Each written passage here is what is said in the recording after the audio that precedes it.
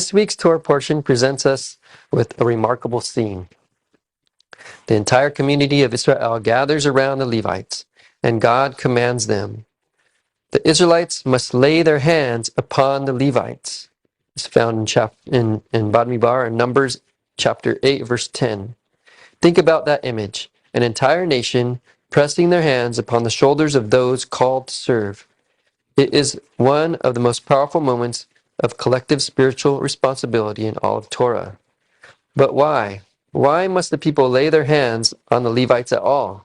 Why can't God simply appoint them and move on? Rashi, drawing from the Midrash Agadah, gives us an answer rooted in this language of sacrifice. Since the Levites were submitted as an atonement offering instead of them, Israel, let them come and stand with their offerings, namely the Levites, and rest their hands upon them. So the Levites, in a sense, were a living korban, an offering made on behalf of the entire nation. And just as one who brings a korban must place their hands upon it to acknowledge the gravity of what is being given, so too did Israel place their hands upon those who would carry their spiritual burden. This act had a name. It was called semichah, the laying on of hands. And the Rambam teaches us that this was no casual gesture.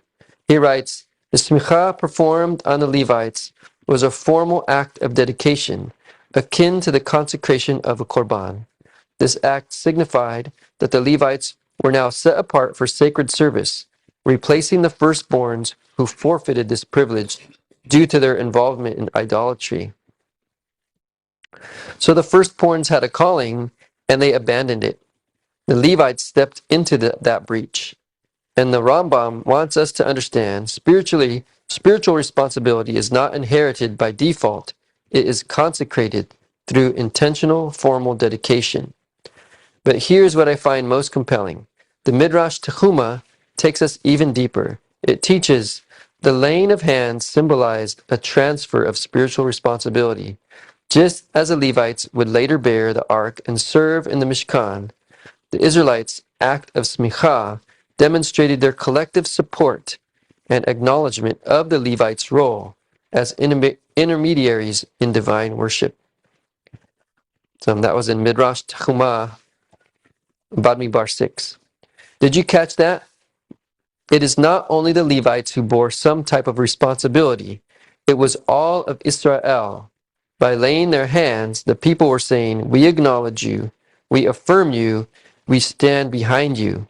Spiritual responsibility, the Midrash teaches, is never carried alone.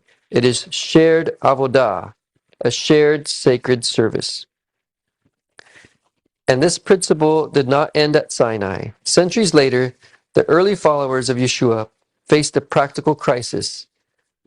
The needs of their community were outgrowing the capacity of the apostles. So what did they do? They chose 7 servants of good reputation. And Scripture tells us, these they set before the apostles, and they prayed and laid their hands on them. That's found in Acts chapter 6, verse 6. The same gesture, the same semichah, a community affirming those set apart for service, transferring responsibility through the ancient act of holy hands. Friends, this is the message of Behaalotecha for us today. Spiritual responsibility is not a spectator sport. It is not something we outsource to the rabbi, the cantor, or the volunteer coordinator and then sit back. Every one of us is called to place our hands, our time, our energy, our commitment upon those who serve, and in doing so, to become part of the service ourselves. So here's my challenge to you this week. Ask yourself, where is my semichah? Whose shoulders are you supporting? Whose calling are you affirming? And if the answer is no one's, then this is your week to change that. Find someone in this community who carries a spiritual burden and place your hands upon them. Pray for them. Show up for them. Tell them, I see you and I stand behind you. Because when we lay our hands upon one another, we are not just performing a ritual. We are becoming one body, one offering, one people before the Holy One. Blessed is He. Shabbat Shalom.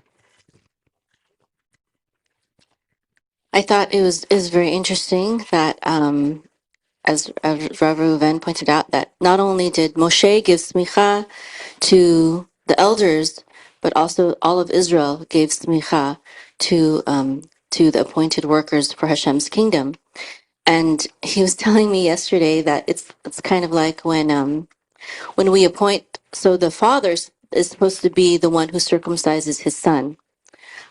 However, when you hire a mohel to circumcise your son because you don't know how to do it, you're giving the mohel smicha.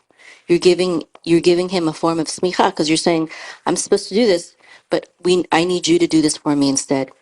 And I think that's really beautiful, and it's interesting. We were talking about how we read the Torah every single year, but there's always something new that we draw out of it. So I think that's really beautiful and powerful.